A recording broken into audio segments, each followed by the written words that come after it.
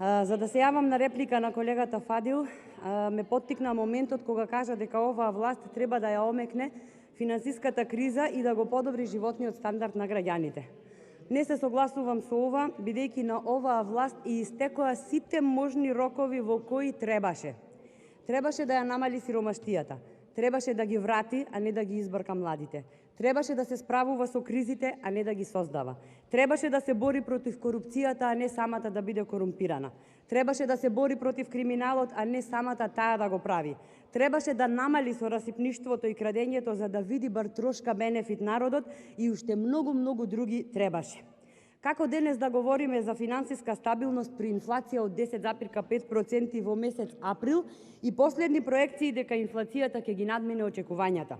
За каква финансиска стабилност говориме кога над 45.000 граѓани живеат под прагот на сиромаштијата, кога сиромаштијата најмногу ја чувствуваат младите луѓе од кои секој трет сака и бара начин да замине?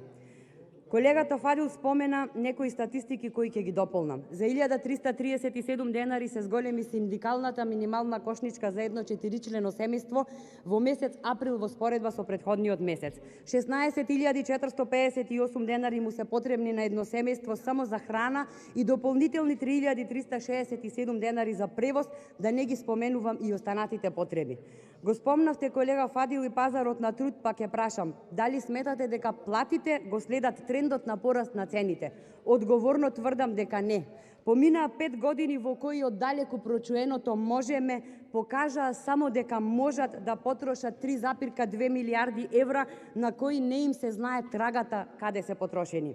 Поразителни ни се сите статистики кои сведочат за лошите политики и погрешниот правец кои ни ја водат државата и кои мора час поскоро да сопрат. Во контекст на Законот за финансиска стабилност, колега, можеби не е лошо да им предложиме освен комитет кој ќе ги следи системските ризици, да основаме и комитет кој ќе ги следи ризиците кои ги создава власта, која всушност е најризична по народот. Токму затоа што сме им должни на граѓаните, не ни останува ништо друго, освен да бидеме жестока опозиција која ќе го сопре ова безмилосно плячкосување на народот. И кога веќе говориме за стабилност, во оваа држава единствено стабилна е известноста дека се ближи крајот на оваа одродена власт. Ви благодарам.